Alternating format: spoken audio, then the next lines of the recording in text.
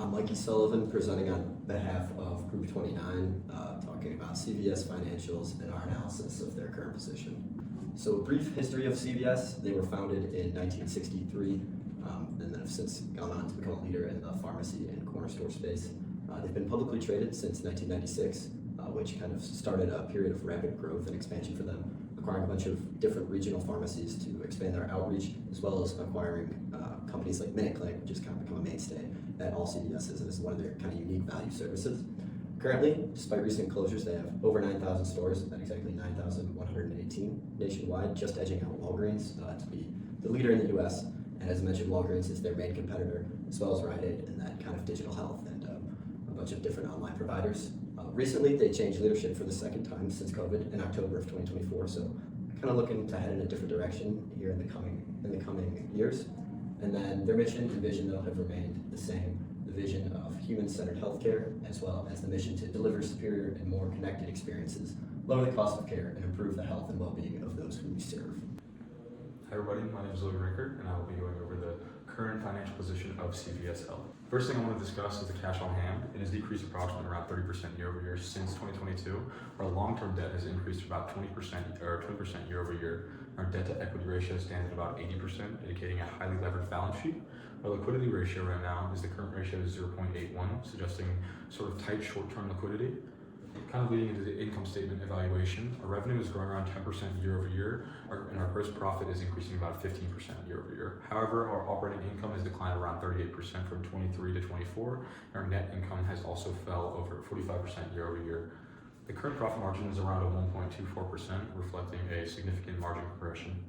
One of the major things that we do want to discuss, though, is that since our operating income is so low, it kind of leads into our leadership change, and in the future, in our next slide, you'll see. So CVS actually underwent a major leadership transition in October of 2024. David Joyner, who was appointed president and CEO, succeeded Karen Lynch, and she had stepped down.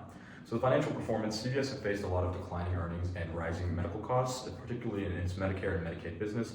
You can see these numbers reflected in the financial statement in 2022 and 2023. And so we're hoping that he gives some sort of a changing growth, and it's going to be regarded in our forecast once we get to the slide. So there was also a lot of strategic reassessment. The company had to lower its financial guidance multiple times in 2024, leading to a reevaluation of its strategic direction. So David Joyner had a lot of previous roles. Before becoming CEO, he served as the Executive Vice President of CVS Health and the President of CVS Caremark, overseeing the pharmacy services for approximately 90 million members. And he has over 37 years of healthcare and pharmacy experience, as well as industry management. Joyner is recognized for his massive leadership roles and innovation in the sector. So the next part I want to go over is this first part of the balance sheet. So we made some assumptions overall just to kind of make sure that historical percentages were pretty correct. Starting with cash and cash equivalents, there was a major jump in 2022. So we had removed that completely from the historical average, considering that most of the years following were pretty similar to the years before. So it was around a 5% increase overall year over year, and it stayed pretty steady with the historical average, and that's what we actually projected in the future.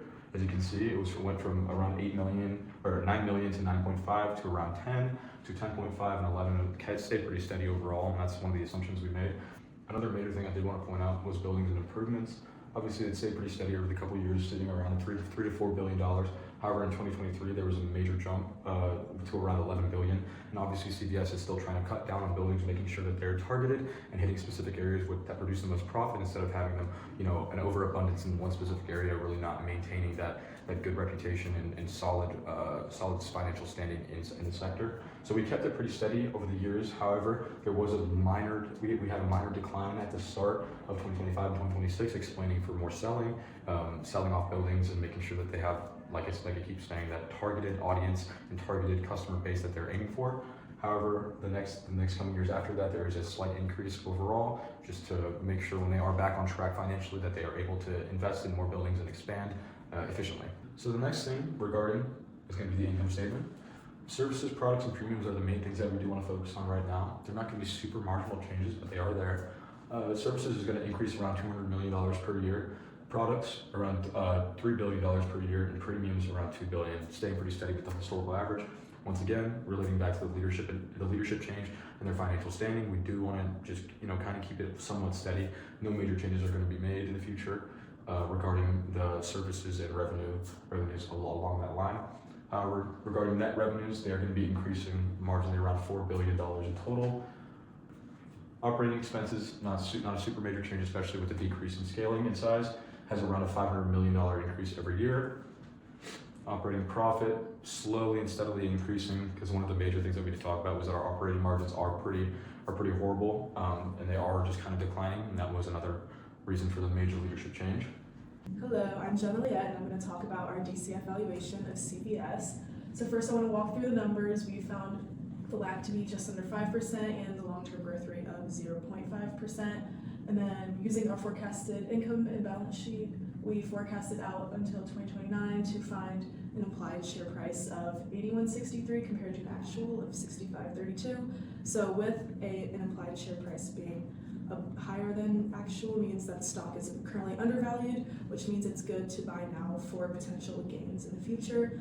Another reason for the implied being higher could be due to certain cautiousness around the market and economic conditions. All right, so now I'm going to dive into some recommendations that we have for CVS Health. Our two main recommendations are going into more strategic divestitures and smaller, low-risk expenditures. So regarding the divestitures, CVS has been closing hundreds of stores over the past few years that aren't very efficient and are just causing more cost than profit for them. And on top of that, they're also experiencing growth in revenue and profit every year, but decline in operating margin and net income, which could possibly be due to some major acquisitions they saw in 2023 that haven't successfully integrated into the company.